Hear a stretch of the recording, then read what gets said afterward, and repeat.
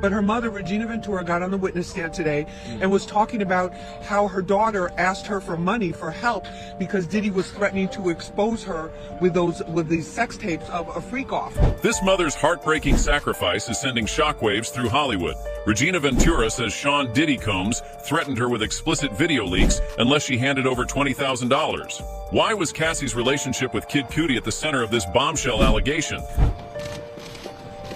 We were there as Cassie's mother arrived to court this morning to testify against the man who allegedly beat her daughter. Today's cross-examination focusing heavily on Ventura's allegation that Combs raped her in 2018 after they had ended their relationship, which he denies.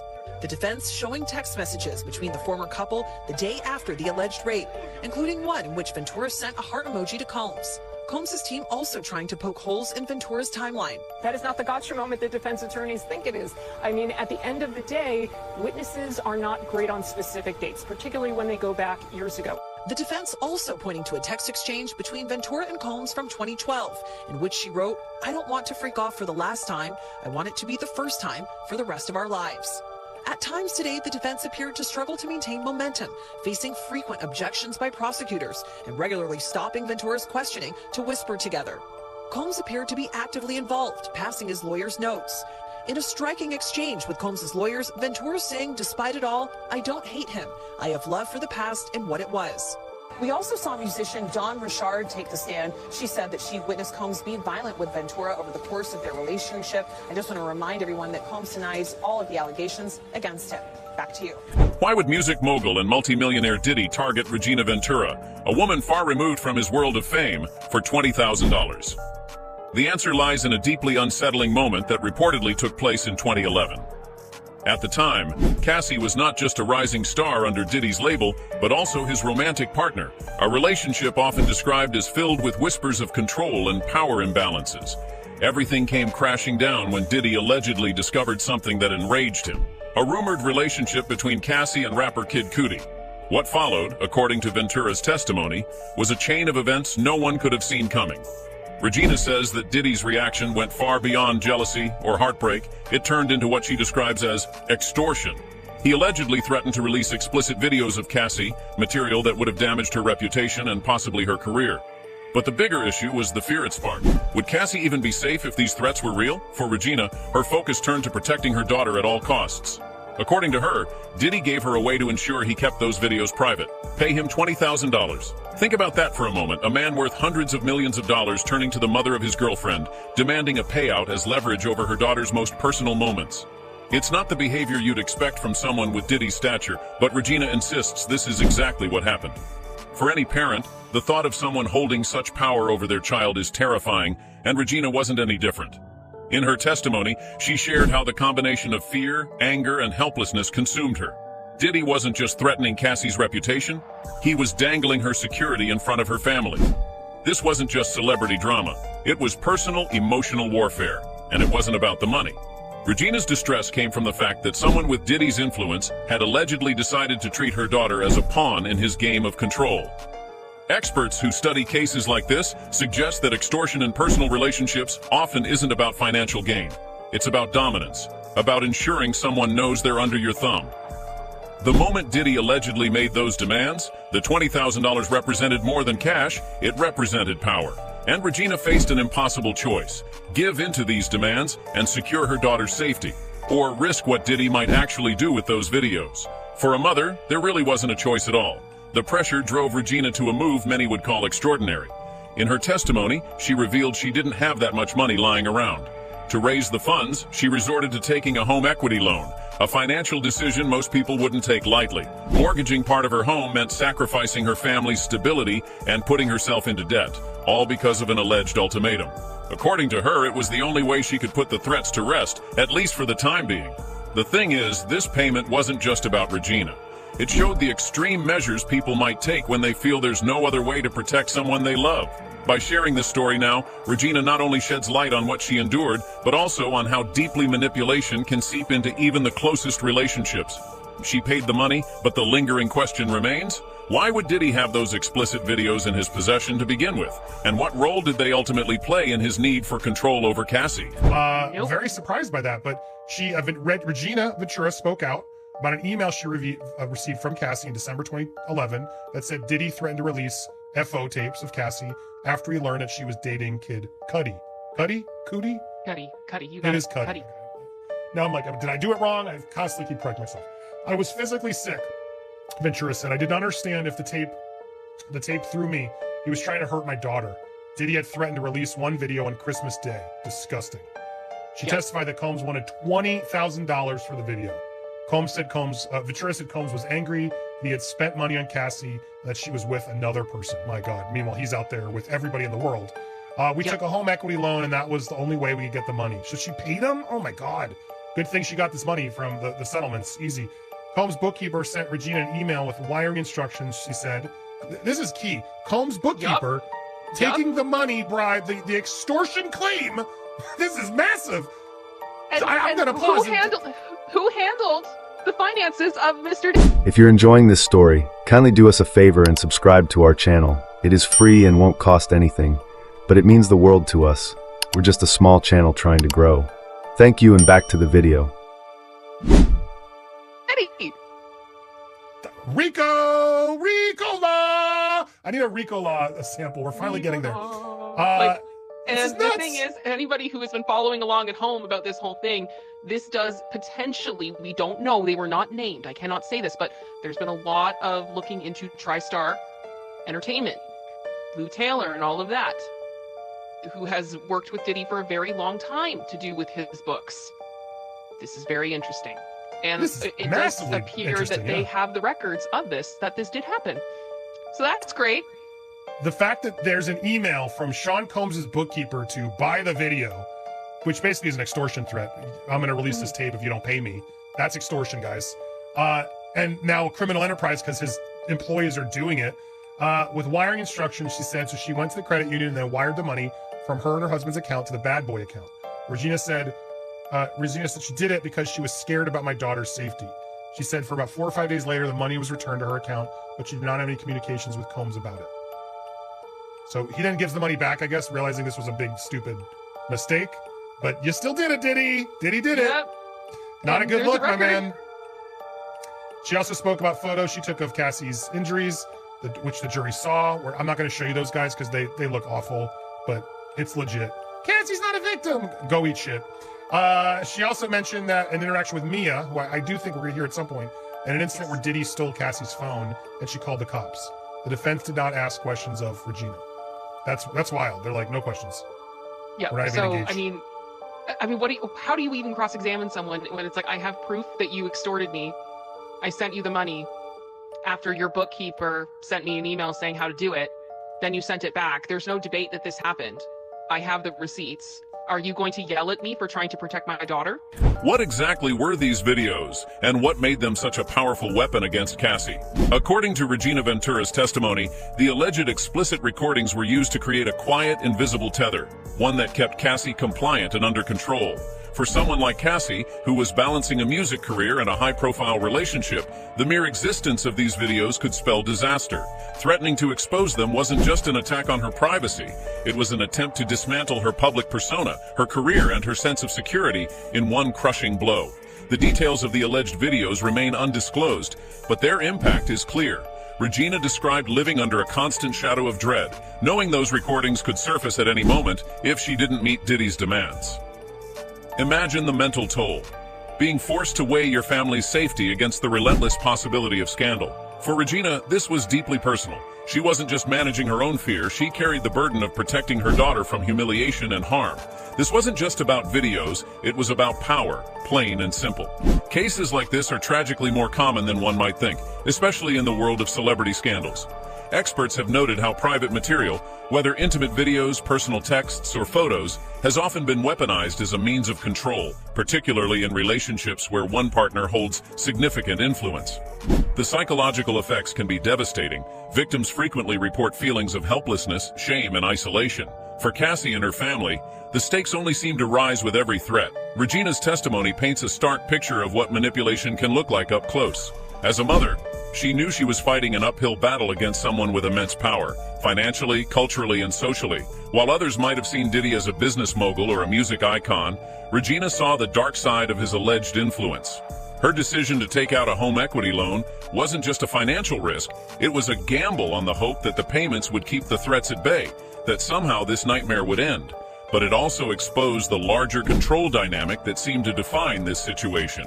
One unanswered question looms larger than the rest. How did Diddy even gain access to these videos in the first place? Were they taken consensually during their relationship? Or is there something even more sinister in the way they came into his possession? Regina's testimony doesn't provide explicit answers, but the implication is chilling. In relationships where power is unbalanced, control can often manifest in ways that go unspoken, creating an unbreakable cycle of fear and obedience behind the scenes. And Cassie wasn't just dealing with the fear of exposure, she had to navigate these threats while maintaining her public image, an impossibly fragile thing in the entertainment industry. The manipulation wasn't just aimed at her personally, it targeted every part of her life. One slip, one rumor, one misstep, and those explicit videos could have been plastered all over tabloids, reshaping every narrative written about her. Regina's revelation makes one thing clear. These videos weren't just a threat, they were a tool, one designed to silence and control. This wasn't love or even jealousy, it was power, weaponized in the most personal way possible. But this situation took another turn when Kid Cudi's name got pulled into it.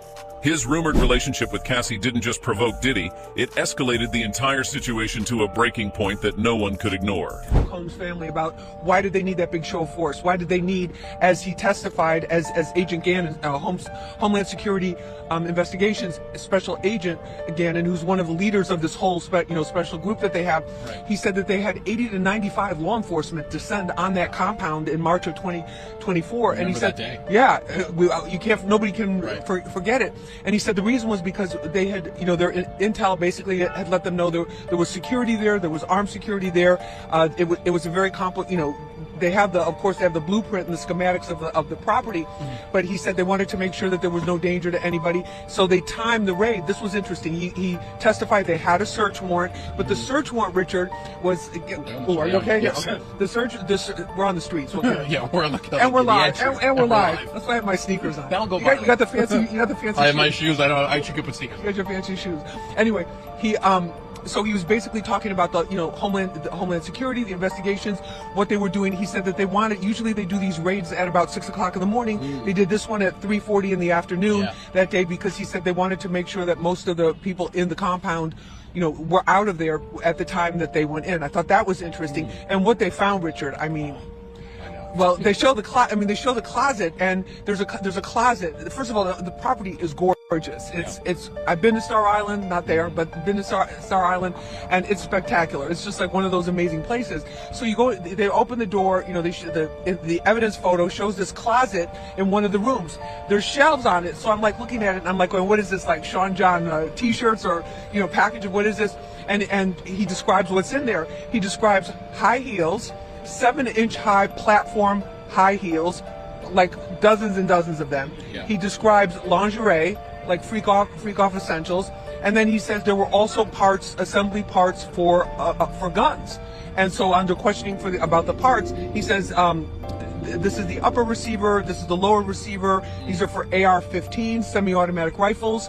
There were bullets that were there was ammunition, and then as the agent testified that it's very simple to put it together. You put the two upper with the lower, there's a pin that you insert, and then you insert the magazine or pop the clip in, and then it's ready to go. So there was a lot of concern about that. People were kind of gasping, honestly, when they heard that. But the number of things, and then of course there was baby oil they found, there was lubricant, all of these items from the freak off that we have come to know. Cassie and Kid Cudi, two names that seem to collide at the worst possible time in this entire saga. Their rumored relationship didn't just raise eyebrows. According to Regina Ventura's testimony, it became the match that lit Diddy's alleged fury. But why exactly did this stir such an extreme reaction? To put it simply, Diddy wasn't just her mentor or boyfriend. Insiders have long described their dynamic as one where he sought complete control. And Kid Cudi represented something Diddy couldn't stand, a crack in that control. At the heart of this rumored relationship was a sense of rebellion. Cassie, known for her sultry image and quiet demeanor, had spent years under Diddy's wings professionally and personally. But Kid Cudi, creative, outspoken, and not one to play by industry rules, was everything Diddy reportedly didn't want to see near her. Whether it was jealousy, possessiveness, or a mix of both, Something about Cudi's connection to Cassie triggered what Regina describes as a relentless escalation from Diddy that went beyond words. Regina testified that Diddy discovered the relationship in 2011, and the fallout was immediate. He wasn't just upset, he was reportedly furious and determined to assert his dominance. And this wasn't some private argument or silent grudge. According to Regina, Diddy weaponized his anger, allegedly using those explicit videos to send a clear message. Cassie was his and no one else's. The alleged threats about the tapes weren't just to punish Cassie, they were a shot across the bow, aimed at anyone who dared to challenge Diddy's perceived ownership of her. Regina painted a frightening picture of this fallout. She described the tension that consumed her family after Diddy discovered the relationship. Allegedly, Diddy's threats became more than just words. They held real consequences. And then there's the disturbing tie to Kid Cudi himself. According to Cassie's recent lawsuit, Diddy allegedly made a threat so sinister it stands out even in an already shocking story. She claims he said he'd have Cudi's car blown up. Just months later, police reports stated that Kid Cudi's car suddenly exploded in his driveway. The connection between the two events remains speculative, but taken alongside Regina's testimony, it paints a haunting picture of what Diddy might have been willing to do when he was enraged. Jealousy, especially within high-profile relationships, has been shown to drive some of the most extreme forms of behavior. Experts describe it as a reaction tied to control, the fear of losing power, status, or perceived ownership over someone. While most public figures tend to keep their private struggles quiet, Diddy's alleged reaction to Cassie's relationship with Kid Cudi didn't remain in the shadows. If Regina's testimony is true, it suggests this wasn't an isolated outburst, but one piece of a much larger pattern.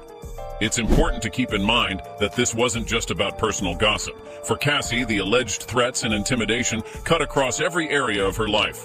She wasn't just accused of being involved with another man. Her safety, her reputation, and her independence were all at stake. And for Regina, it further convinced her that doing whatever it took to protect her daughter was worth the cost. What makes this revelation stand out, though, is how it reframes everything. Was this incident with Kid Cudi just an explosive moment of jealousy, or was it part of how Diddy maintained control over Cassie for years? According to Regina's testimony, it leans toward the latter, a chilling pattern where anger turned into domination again and again. This isn't just about one alleged moment of fury, it's about understanding how this dynamic may have shaped Cassie's world and her reasons for stepping forward now.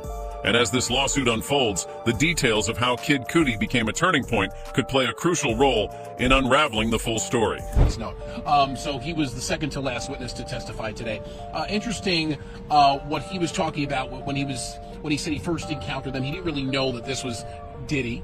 He didn't know who Cassie Ventura was, but then all of a sudden he was all in after a little bit. All in, Richard, and he was all in, and he was also really in some ways it seemed helping the defense, because he was talking about how much Cassie enjoyed the sex, that it seemed consensual to him. He even used the word, she gave me her consent, and then the prosecutor was like, how do you know that? And he said because of the way that she was moving, you know, when they were intimate. But there was a lot to him, because he said he was in the business as a male entertainer, you know, a stripper, for about 30 years, almost 30 years, and that also a sex worker. He didn't say that, but you know, they would do private sessions like that. He said most of the times he was with Cassie.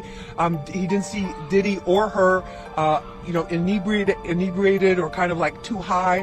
He wasn't offered drugs. He said he was offered a drink, and he saw what he thought was marijuana there.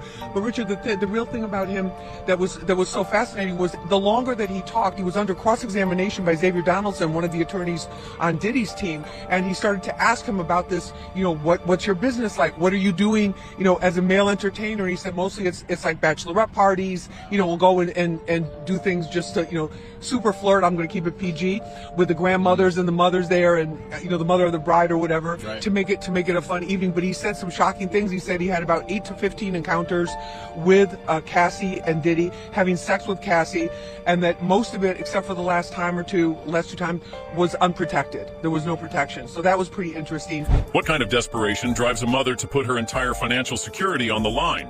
For Regina Ventura, it was her instinct to protect her daughter, Cassie, that pushed her to make a gut-wrenching decision, taking out a home equity loan to pay Diddy's alleged demand for $20,000. In her testimony, she shared how these threats over the explicit videos left her no room to negotiate. It wasn't about whether she could afford it, It was about keeping her daughter safe from impending humiliation or worse. Imagine the immediate emotional toll of such a choice. Regina wasn't just grappling with fear for Cassie's well-being, she also had to come to terms with how this would affect her own life. Taking out a home equity loan meant risking her stability, her home, and her future. Home equity isn't something most people tamper with unless there's an urgent, unavoidable expense. For Regina, the stakes couldn't have been higher. The alleged threats presented her with what felt like an impossible ultimatum. Either scrape the money together, or risk having her daughter exposed to the world in ways no parent could bear to imagine. This kind of financial decision doesn't just vanish once the check is signed. The weight of repayment looms heavily for families who take out such loans. For Regina and her family, this likely meant cutting back on everyday comforts. Less money for vacations, savings, or even emergency expenses. There's a ripple effect when you gamble with the core stability of your life. Months and years can pass before the full extent of that decision is felt. But for Regina, the cost seemed worth it if it meant protecting her daughter from Diddy's alleged threats, and yet the emotional cost was ongoing. How do you sleep at night knowing the terms of that peace are dictated by the person who threatened you in the first place? These sacrifices make one thing clear: a parent's love knows no limits, even when faced with situations that seem completely unmanageable. Experts who study family dynamics in high-pressure scenarios have pointed out how parents will go to any extreme, draining their bank accounts, making risky loans, or even defying legal or social norms if it means safeguarding their children. Regina's actions fit into that narrative.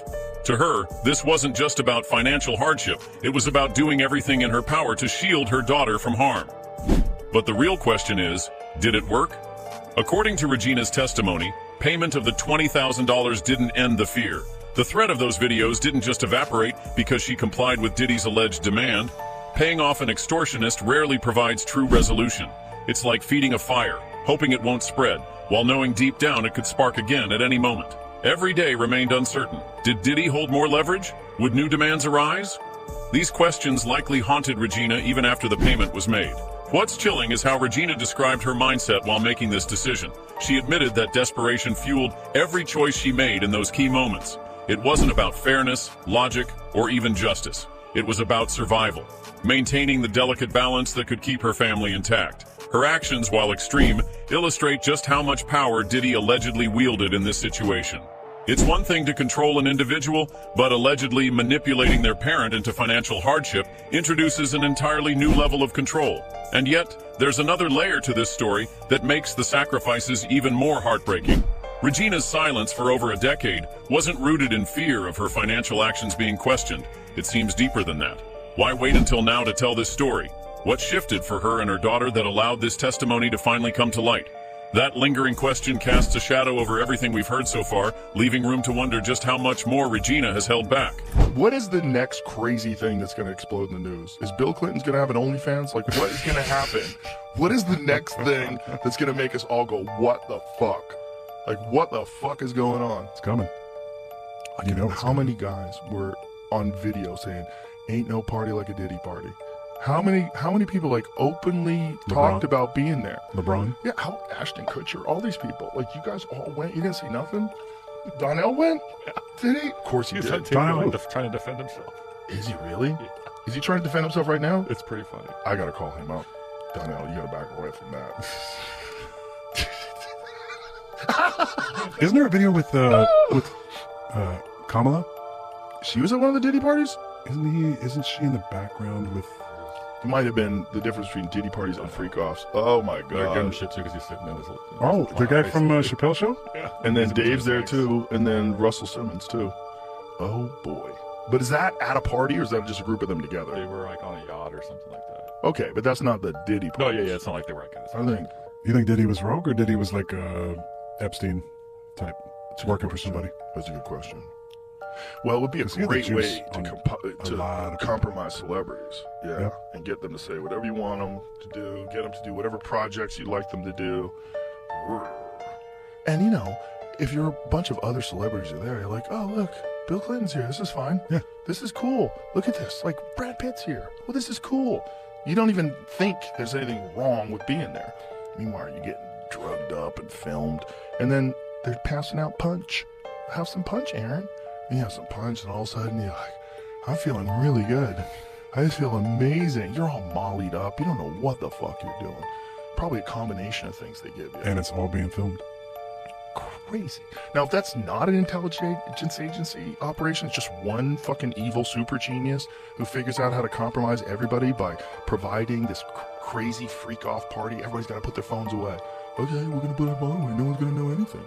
Yeah, I mean, he's going to get cameras everywhere. It's just one guy doing that. What a diabolical human being. Yeah. He seems pretty diabolical. He's probably working with somebody. After years of silence, why has Regina Ventura chosen now to speak out? Her testimony, aligning with her daughter Cassie's explosive lawsuit against Sean Diddy Combs, has reopened one of the most controversial chapters in the entertainment industry. For over a decade, Regina kept her side of the story hidden, despite the pain and fear she says Diddy's alleged threats caused her family. And the timing here is no coincidence. With Cassie now seeking legal action and directly accusing Diddy of years of abuse and control, Regina's revelations serve as a powerful addition to her daughter's claims. A reminder that these allegations extend beyond Cassie herself. But why the long silence? For someone like Regina, speaking out against Diddy in the early 2010s wasn't as simple as it might sound. Back then, Diddy wasn't just a successful artist and businessman. He represented untouchable power in the music industry. He had built an empire through Bad Boy Records, revolutionized hip-hop culture, and established himself as a force that few wanted to publicly oppose. For a mother like Regina, who wasn't a part of the Hollywood or hip-hop world, the idea of taking on someone as influential as Diddy likely felt impossible. Her testimony hints at this imbalance, showing how deeply fear and intimidation can silence even the most desperate voices. The culture of silence around powerful men like Diddy has started shifting in recent years, and that may be part of what gave Regina the courage to come forward now. In the wake of movements like Me Too, more people, especially women, have felt empowered to share their experiences, no matter how long they've kept them bottled up. Recent years have seen a wave of accountability, with industry giants facing lawsuits and public scrutiny over decades-old behavior. Stories like Cassie's and Regina's fit into this broader moment, challenging the idea that influence or wealth should offer protection from the consequences of past actions. Still, Regina's testimony isn't just about her own journey. It's already shaping the public's reaction to Cassie's case. Hearing these allegations through the voice of a mother adds another layer of emotional weight, showing how far the impact of abuse and manipulation can stretch beyond the victim. Public sympathy has started turning against Diddy in this narrative, with Regina emerging as a critical figure. A mother forced to take out a loan, wrestle with despair, and carry the burden of her silence? It's a story that's hard for anyone to ignore. According to studies on public perception during high-profile cases like this, familial testimonies can significantly shift how audiences view the accused. When someone like Regina steps forward, offering detailed accounts of fear and financial hardship, it puts audiences in the shoes of a bystander, forced to act under unimaginable pressure. This connection between personal sacrifice and systemic abuse drives home the larger themes of control and power imbalance that Cassie's case is built on. For Diddy, that kind of public perception shift could be just as damaging as anything said in the courtroom. But what made Regina break her silence now? And does this mean there are even more revelations waiting to surface as the lawsuit progresses? With her testimony on record, we're left with another unsettling layer to peel back. Was this the only time Diddy exerted this kind of pressure? Or is it part of a pattern of behavior, only now being exposed? Regina's willingness to step up after all these years leaves the question of just how widespread this alleged manipulation might have been. Whether or not more testimonies follow, one thing is clear: the legal and public fallout for Diddy is only starting to reveal itself. This isn't just about Cassie or even her relationship with Diddy. It's raising questions about what happens when decades of unchecked control and power finally begin to unravel. Regina Ventura's testimony isn't just a bombshell. It's a pivotal moment in Cassie's quest for justice. By stepping forward, Regina has exposed how power can be wielded to silence and control, even beyond the celebrity sphere. This isn't just about two individuals. It shines a light on the darker dynamics hiding in plain sight within the entertainment industry. It forces us to ask hard questions about who holds power and how far they'll go to keep it. With Regina breaking her silence, one has to wonder, what other untold stories could surface as this case continues to unfold? Stay tuned.